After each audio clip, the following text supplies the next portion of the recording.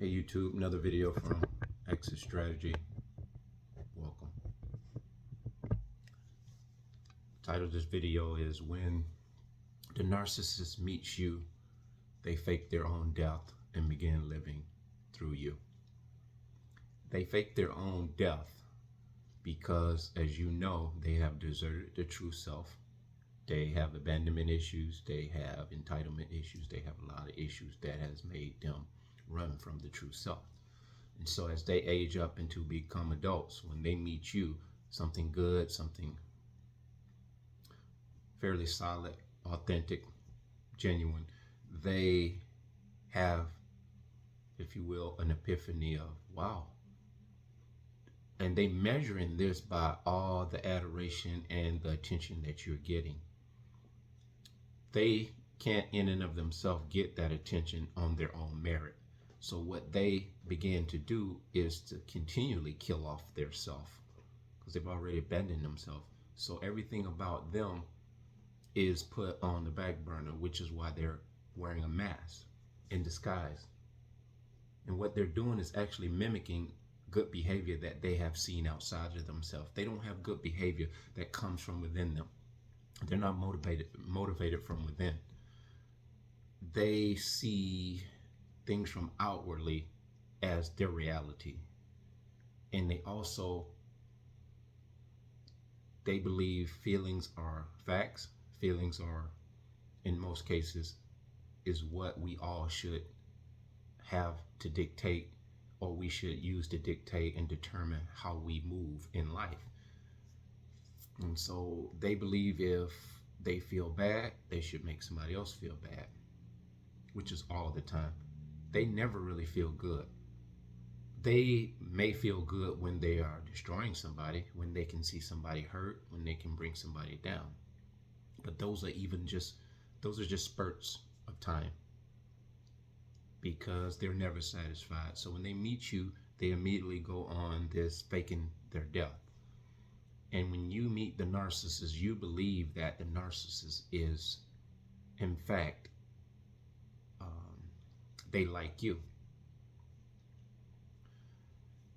And they want to give you the impression that they like you. But in essence, you are liking yourself, because whatever you like about the narcissist is what they are projecting or mirroring back to you.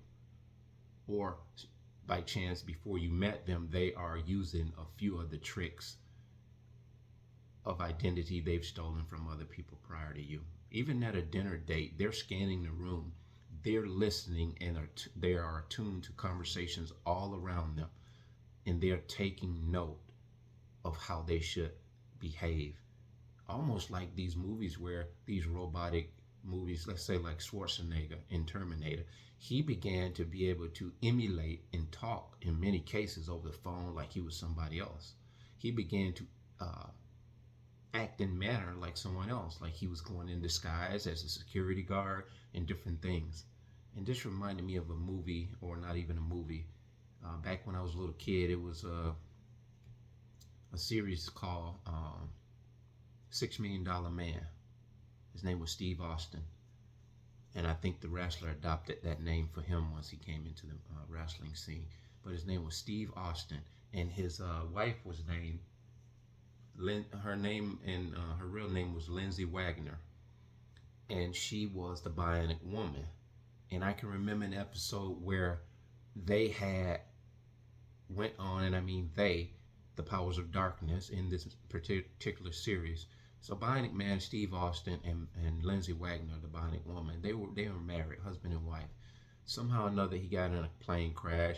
They brought him back to life and built him stronger, faster. And he went on to conquer evil wherever he saw it, and his wife did the same thing. So what they did was, the government, who had programmed him to go out and hurt people, he didn't really want to do that. So he rejected that. It's almost like, I would say, a golden child, not golden child, a black sheep, or even a borderline personality disorder child, or a child that hasn't yet formed into borderline personality. They have defected from what they were trying to, what the scientist was trying to create in them. And so my point to that is they made an identical Lindsay Wagner or an identical bionic woman, and they had an identical bionic man. And they were going off doing, and they've made several movies like this. These supposedly, or not supposedly, these carbon copies or these identical bionic woman and bionic man were going through the scenes of hurting and doing bad things.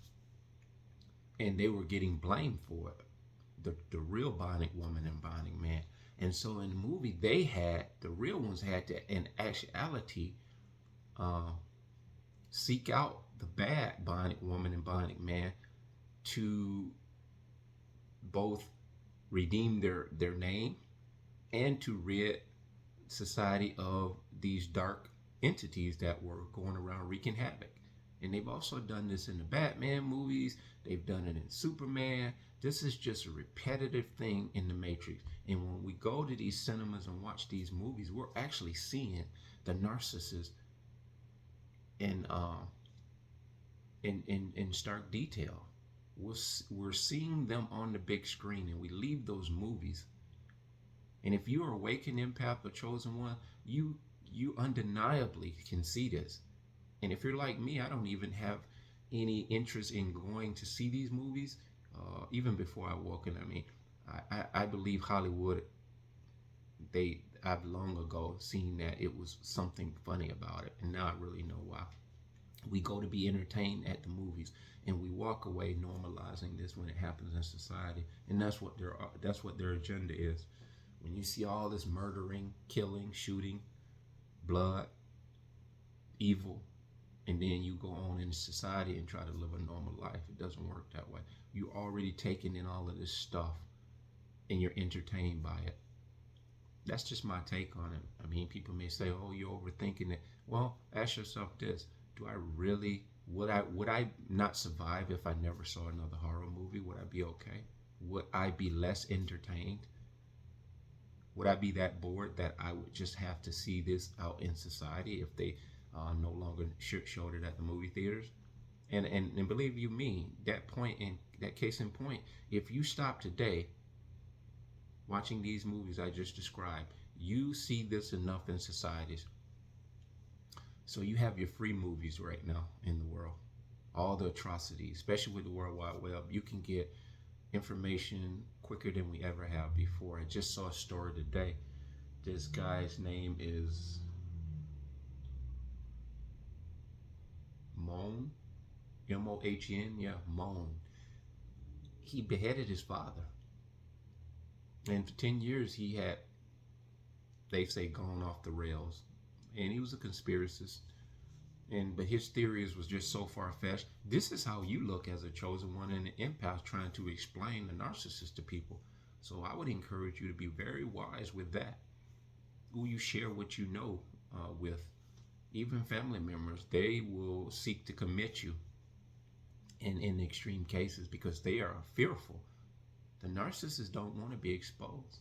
So going back to when they meet you, the narcissists fake their death in order to live through you. And there are many other ways that they do it, but in generally speaking, this is what they do. They have adopted this mentality where they want to convince you that they like you. They don't like themselves, and they don't like you. They want you to be persuaded by just the whole atmosphere that you like them. And you find out soon, very soon, that you don't like them. And actually, all of what you saw in them was not real, but it was real. It was the real you reflected back to you. They didn't possess this realness. They essentially faked their death in order to live through you. That being said, bless.